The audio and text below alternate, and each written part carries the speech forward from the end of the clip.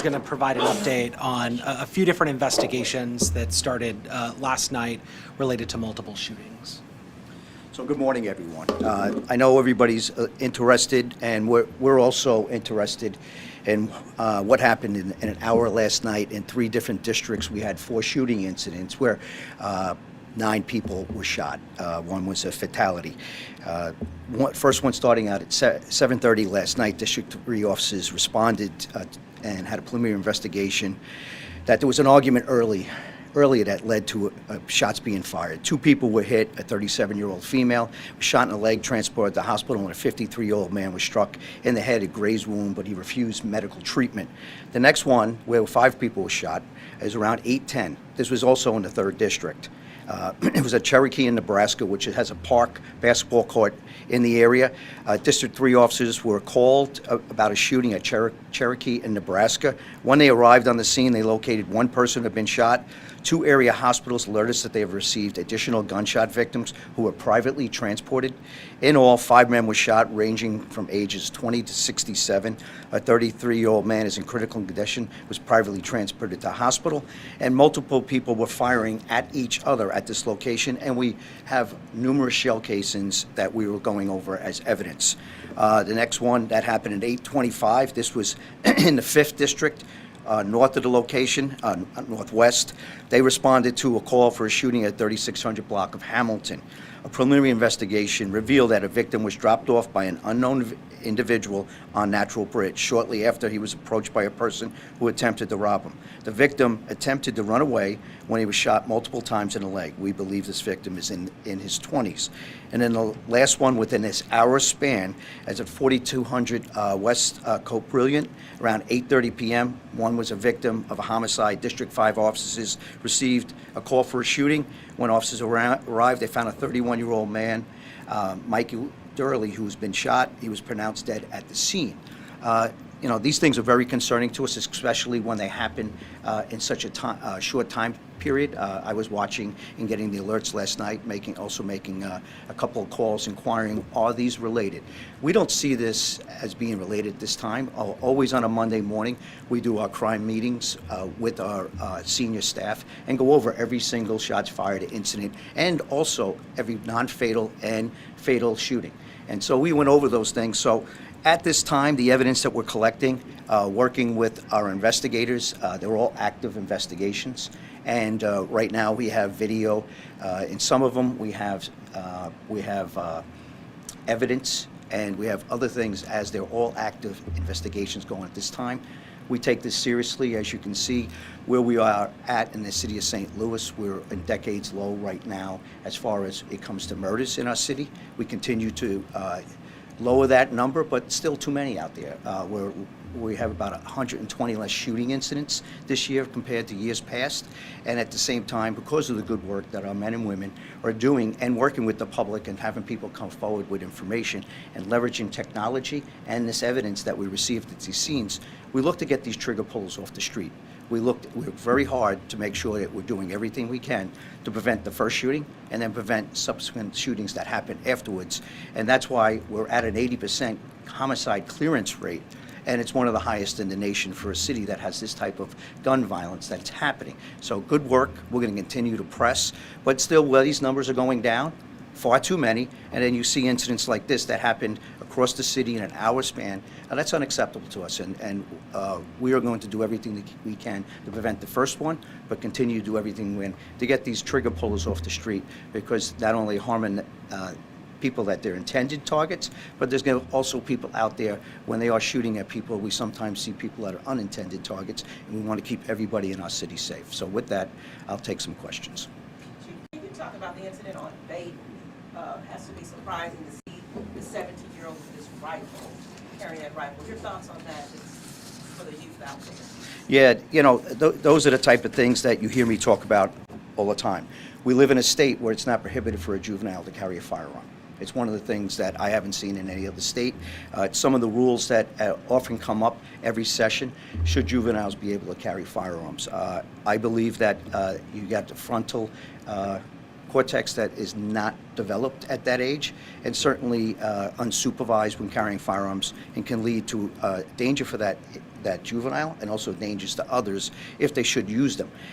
So we do have an ordinance in place that it's prohibited for a juvenile to carry, but it's an ordinance violation because you need to have a concealed carry permit to open carry. And if that, anybody below 19 or under, cannot get a concealed carry permit. So we do leverage that, an ordinance that was put in last year. I think it was sponsored by our now mayor, Kara Spencer, and then it was signed by the former mayor, Tashura Jones. So there was cooperative effort happening there. We do use that. But we've seen it. We've seen juveniles where we arrest them one night for doing a carjacking. The same officers, now the juveniles are released, they do another carjacking, and then we're arresting the same individuals. I think that was in the news a couple of weeks ago, and we were pretty outspoken about that. It's about keeping these kids safe. That's the main thing. If they're carrying firearms, what are they doing with these firearms, and how can they get hurt? We in policing want to keep these kids safe. We want to make sure what's going on in their lives, that they were out there, they're doing some of these crimes, and maybe we can get them the help that they need or the families they need. But at the same time, we got to hold them accountable, and we got to find out what's going on. So I hope some of the things we look at can get them into the system to give them the help that they need, and at the same time hold them accountable, because victims have rights as well. So, of the 8 injured, could you just give us a real quick update again of their conditions? Well, actually, for that time, you look at the 4 incidents, one had 2, one had 5, one was a single victim, and then a single victim turned out to be a homicide. So of them all, 4200 West Cope Brilliant, that was one where it resulted in a person dying. So the rest of them, one has serious condition where the 5 was shot. And Nebraska right now is in critical condition, but we can get you an update on where that person's at right now. 9 victims total. 9? Yes, 9 total, yes. 9 total, 4 shooting incidents, 2 in District 3, 1 in District, and 2 in District 5. So, and like I said earlier, we're not seeing the evidence or anything that any of these are related at this time. Chief, so with the recent rescinding of the police commissioner board, and you find yourself chief right now, do you feel like the governor was premature in trying to get this St. Louis Police Department structure overturned? Because, like I said, it has been recently overturned, and you're still here doing your thing, and there is no active police board. Do you feel like that was something that was prematurely done by the governor?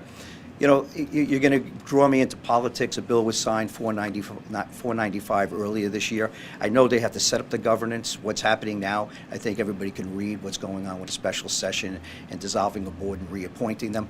Right now, what I've told everyone, when I was on the city control, I came here to do a job.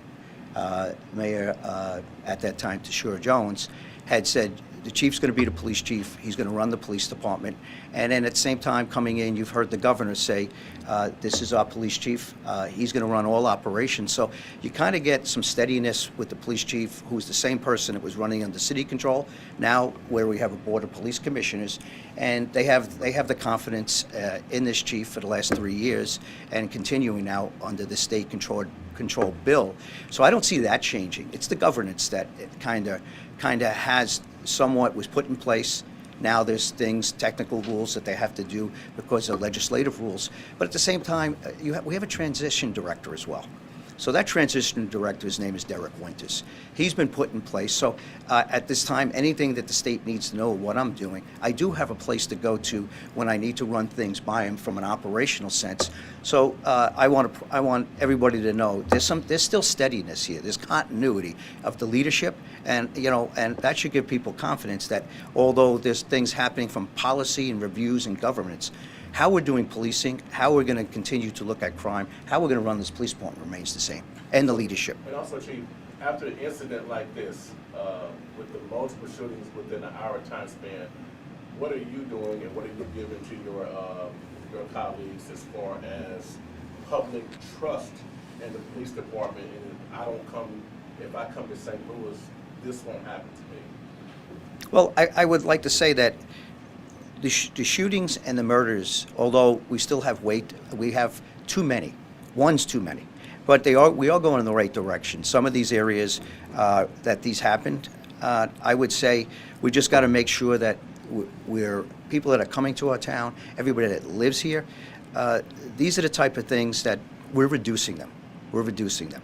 And these officers are doing a tremendous job out there. We are catching a lot of individuals that are causing this violence, but we got a long way to go. Just like every other city has this type of violence, they do have this. And we're going to continue to do the work that we've been doing to make this city safer, work with the community, go to every community meeting, talk about the issues that they have, and to make sure that when we are making arrests, we're showing people that we're out there. And then if you look at our social media, we're putting more things on social media to show the community what we're doing and how we're working together to reduce this violence and make this city safer. But we continue to know we have our challenges, but we're going to keep addressing those challenges and try to make it even more safe, this city. And then as soon as we have our police officers, we have 10 that graduate. We have 20 in the academy now. We're going to start another academy class in December. We had 2 raises, one in 2023, one earlier this year, to try to make ourselves more competitive.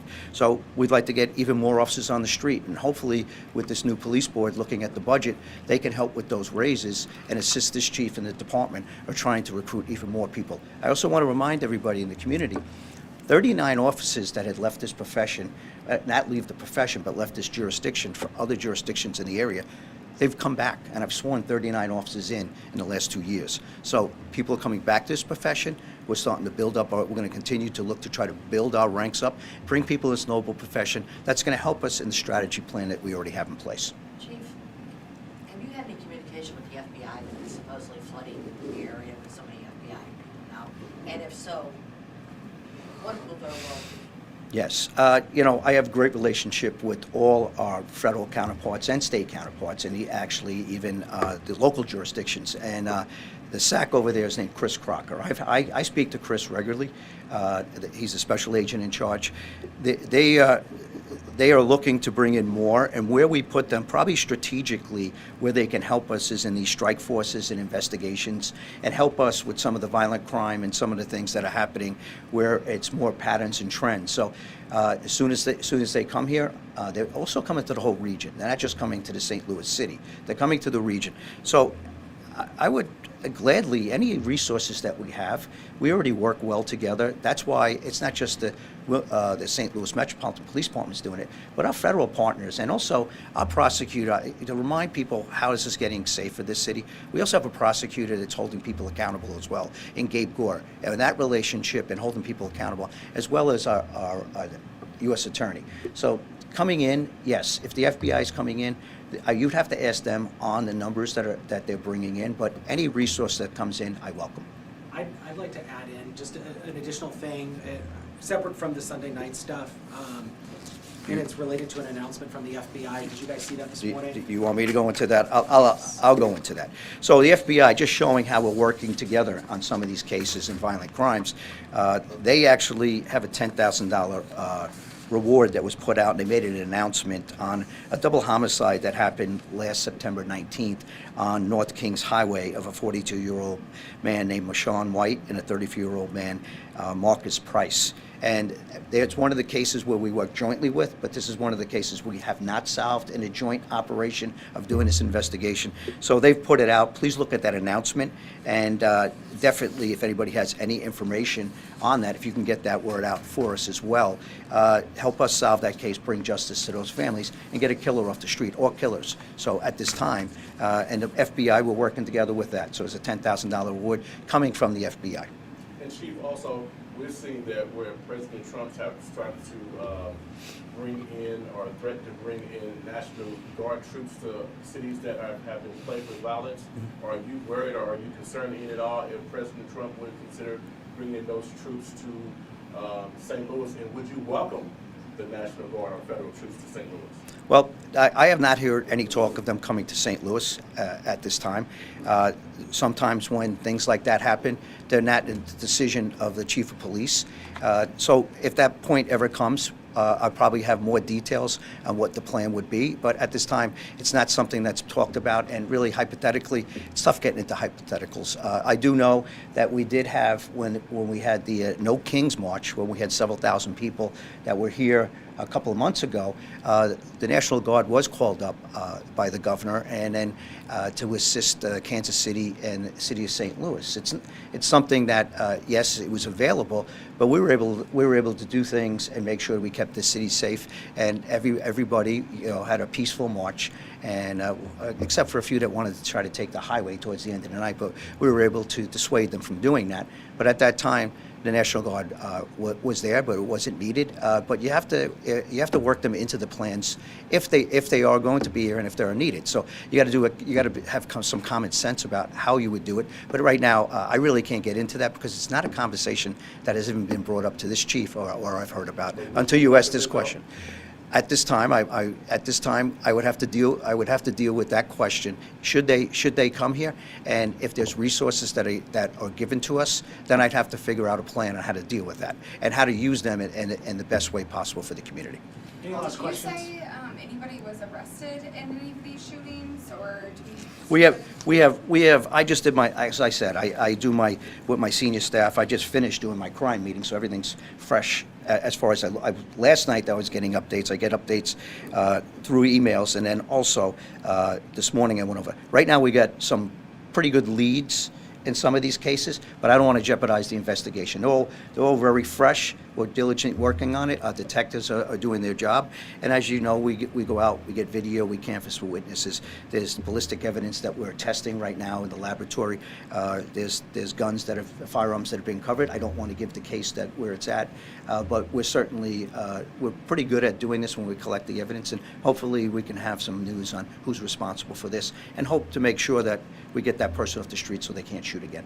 With One 9 more shootings question. in 24-hour span, your call for the violence to end, or if you have a message for them? My message is always put the guns down. We have too many people that are carrying firearms that have poor conflict resolution skills, and they use a firearm instead of using other means. Put the guns down. We go over everybody that uses a firearm. Sometimes they can have them legally and use them illegally. Sometimes they gain them illegally and use them illegally. But my message is to them, it's number one thing that I talk about every week. I do gun stat. Anybody that's illegally carrying a firearm or using it in armed criminal action, I'm ensuring that we're following the case from arrest to adjudication to make sure that we haven't missed anything, and the rest of the criminal justice system is doing that. And then we're going to hold everyone accountable. You use that firearm to hurt somebody, we're going to make sure that we're coming after you with everything that we have in our full force to make a good case or have a good case on an individual that's going to use that firearm to hurt people in our community. And we're working with the Circuit Attorney's Office, and then also we have a U.S. Attorney's Office that actually probably number one in the United States, and I've worked with 4 or 5 different U.S. Attorney offices throughout the United States that treats gun crimes very seriously. You can look up the statistics of Eastern Missouri District as far as the gun cases they take, and on a daily basis, our Circuit Attorney's Office is working with the U.S. Attorney's Office. It's called adoption of cases to go federal. So they take a look at it, and when these cases do go federal, sometimes you're getting stiffer time, and sometimes I like to see that, because if we can get more time for an individual that's going to cause harm in that community, that's the route I want to go. Both are going to get time for using that, but we'll figure out which one makes the best sense. And I'm very happy to see this Eastern District U.S. Attorney's Office continue that, even with the new leadership. Chief, All can you right, talk about? Maria, you're the last question, because the chief has to go to Indian. Can you talk about the park closing at 14th and Pine? Maria's investigation, she's been involved. Sure. As you can see, sometimes when you have the homeless issues, sometimes you have narcotics issues, you have mental health issues, and you also have addiction issues. And sometimes when you start breeding everything together, you start to see some of the nuisance problems, and then you start to see crime, and they start to victimize each other. A lot of these crimes that were happening with the homeless populations are the homeless people that are doing it to each other. And I talked about all the issues that are going on. I think we're just trying to make sure that we take back an area, make sure that, as you saw downtown, we put fencing around the old civil court building or the next to the City Hall after we had a shooting last year. And we want to make sure we're controlling these areas and start taking about some of these areas. We have so many calls for service. We're trying to prevent our resources from being overused. But in those areas, we have to work together with the administration and all these other departments. In policing, I think we had over 300 calls. We made 37 arrests, I believe, at one time. A number might have grown since the last time I put those numbers out, or I had Mitch put them out. But we're going to continue to address that issue. It is an issue. Get the people the help that they need, and try to get them off the street into some type of housing, or try to get them into a shelter. And I think that's what we're trying to do. It's about compassion to make sure we can take care of people that might not be able to take care of themselves, and then prevent narcotic activity, which leads to other things. So we're going to stay on it. We'll update you. We know things are going on right now as we speak, and then I like the plan. And then if it gets displaced, then we have to address it again. But sometimes that's what happens. And so we're looking to resolve that in a compassionate way, but at the same time, we're not going to allow people to commit crimes against each other. Thank you guys very much, appreciate it. Thank you. Thank you. Thank you, everyone.